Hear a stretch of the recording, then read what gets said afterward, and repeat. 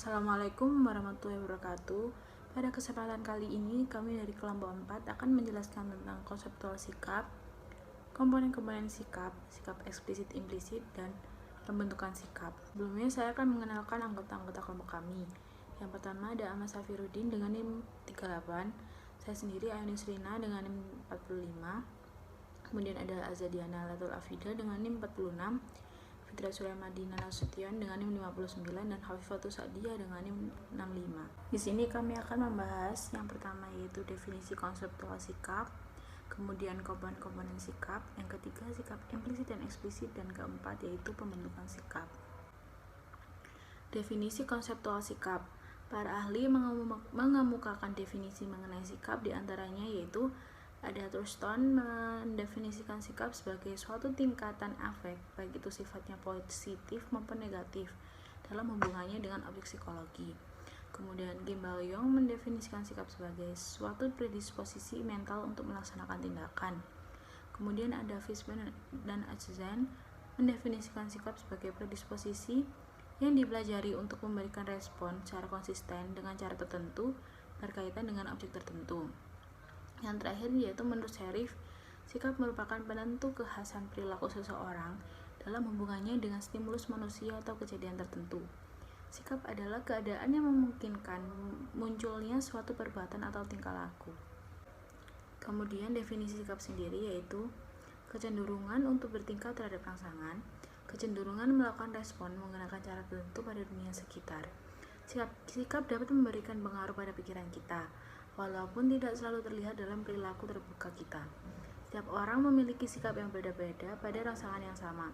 Karena sebagai reaksi sikap mempunyai hubungan dengan dua alternatif, yaitu senang atau tidak senang, menerima atau menolak, maupun menjauhi atau mendekati. Selanjutnya penjelasan saya akan diteruskan oleh Mas Udin. Baik, terima kasih atas waktunya. Saya Fitra Suryamadina Nasution akan menjelaskan mengenai komponen-komponen sikap. Komponen-komponen sikap terbagi menjadi 3 bagian, yaitu komponen kognitif, komponen afektif, dan komponen perilaku. Di sini saya akan menjelaskan mengenai komponen kognitif dan komponen perilaku. Komponen kognitif merupakan komponen yang disusun berdasarkan pengetahuan atau informasi yang dimiliki oleh seseorang mengenai objek sikapnya. Dari pengetahuan tersebut terbentuk keyakinan tertentu mengenai objek sikap tersebut. Dalam komponen kognitif ini berisikan persepsi, kepercayaan, dan stereotip yang dimiliki oleh seseorang tentang sesuatu. Komponen ini tidak selalu akurat dan tidak bisa untuk dijadikan sebuah acuan. Contohnya seperti kemampuan seseorang dalam menilai tindakan yang pantas dan tidak pantas untuk dilakukan oleh individu, dan kemampuan menilai cantik atau tidak cantiknya seseorang. Yang kedua dari komponen-komponen sikap adalah komponen afektif. Komponen afektif ini sendiri merupakan komponen yang berhubungan erat dengan rasa senang dan tidak senangnya seorang individu, yang mempunyai sifat evaluatif yang berhubungan erat juga dengan nilai-nilai kebudayaan atau sistem nilai yang dimiliki oleh seseorang. Komponen ini akan melibatkan perasaan atau emosi pada seseorang tersebut. Reaksi pada komponen ini banyak dipengaruhi oleh kepercayaan pada suatu objek. Kepercayaan suatu objek yang baik atau tidak baik, bermanfaat atau tidak bermanfaatnya suatu objek tersebut. Kemudian contohnya adalah perasaan mencintai seseorang. Perasaan ini akan melibatkan sebuah emosi seperti emosi sedih, marah, dan cemburu. Selanjutnya akan dilanjutkan oleh teman saya, Mbak Khofifah. Komponen-komponen sikap selanjutnya ada komponen perilaku. Nah, komponen perilaku ini berkaitan dengan kemungkinan atau kecenderungan bahwa seseorang akan melakukan tindakan tertentu atau berperilaku tertentu dengan cara tertentu berkaitan dengan objek sikap. Menurut beberapa interpretasi, komponen kognitif mungkin termasuk perilaku aktual itu sendiri. Sikap implisit dan sikap eksplisit. Sikap implisit definisinya pada psikologi positif, sikap implisit ini didefinisikan sebagai introspectively unidentified or inaccurately unidentified traits of past experience that mediate favorable or unfavorable feeling, thought, and action towards social object. Sikap implisit adalah sikap yang tidak disadari individu. di mana individu tidak bisa secara sengaja memerintahkan pikirannya untuk mencari dan menemukan sikap implisit tersebut. Sikap implisit ini bekerja saat diaktifasi oleh stimulus dari lingkungan tanpa individu menyadarinya. Untuk pengukuran implisit bervariasi dari sifatnya computer based atau paper and pencil test dan mampu menghindari respon partisipan yang cenderung ingin terlihat baik secara sosial atau ingin memenuhi apa yang dicari oleh peneliti.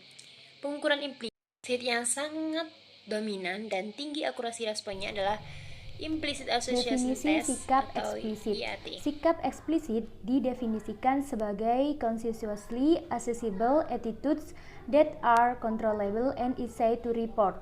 Pada definisi tersebut dapat disimpulkan bahwa sikap eksplisit ialah sikap yang dapat dicapai atau disadari dan dilaporkan dengan mudah, sehingga dapat diidentifikasi melalui proses introspeksi.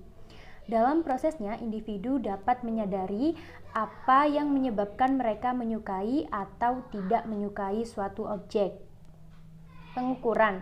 Pengukuran sikap eksplisit yang sering digunakan dalam bidang perilaku konsumen adalah skala Likert dan semantik diferensial.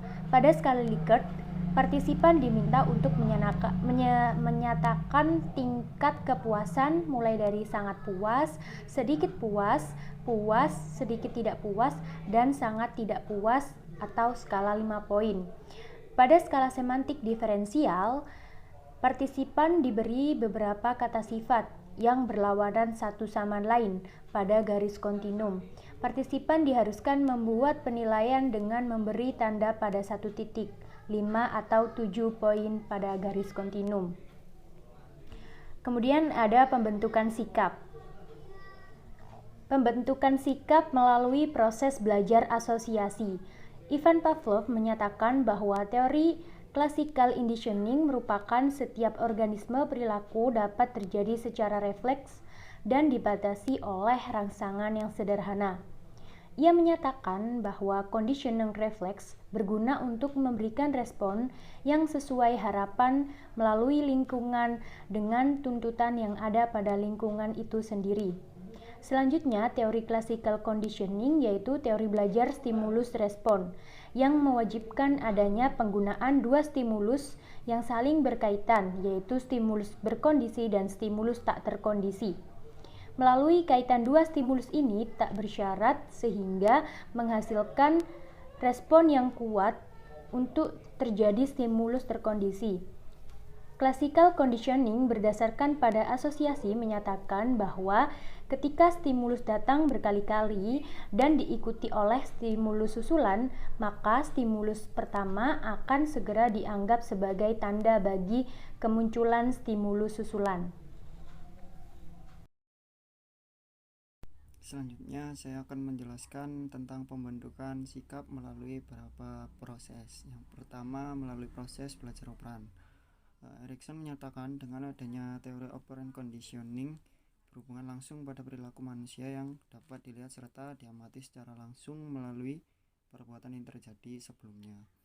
Jika konsekuensi dari hal sebelumnya menyenangkan, maka seorang anak tersebut akan melakukannya berulang kali. Tetapi jika kondisinya tidak menyenangkan, maka ia tidak akan mengulanginya lagi. Jadi melalui tahapan penguatan, sikap perilaku seseorang yang menyenangkan akan terus terjadi untuk mendapatkan sebuah hadiah atau hukuman. Hal ini menunjukkan bahwa apa yang dilihat dan dipelajari anak selama ini tergantung dari peran orang lain dalam memberikan makanan, mengasihi, terus mencintai dan menyayangi. Hingga jika penyesuaian buruk terjadi, maka akan terjadi dalam usia perkembangan membawa kesulitan di tahapan selanjutnya. Yang selanjutnya pembentukan sikap melalui pembelajaran observasional. Pembentukan sikap itu bisa diperoleh melalui proses belajar dari paparan orang lain. Proses ini disebut pembelajaran observasional. Proses ini terjadi ketika individu memperoleh sikap atau perilaku hanya dari mengamati orang lain. Orang-orang itu seringkali mengadopsi sikap ataupun perilaku yang diperoleh dari pengalaman terhadap orang lain. Hal ini terjadi karena adanya mekanisme perbandingan sosial, yaitu kecenderungan kita untuk membandingkan diri kita dengan orang lain untuk menentukan pandangan kita terhadap realitas sosial ini sudah benar atau tidak. Maksudnya itu adalah suatu proses untuk membandingkan pandangan kita dengan orang lain. Orang seringkali menyesuaikan sikap mereka sehingga mereka memiliki pandangan yang hampir mendekati dengan pandangan orang lain yang mereka itu hargai dan mengidentifikasikan dirinya sebagai kelompok referensi. Sekian presentasi dari kelompok kami. Maaf jika ada salah kata. Terima kasih. Wassalamualaikum warahmatullahi wabarakatuh.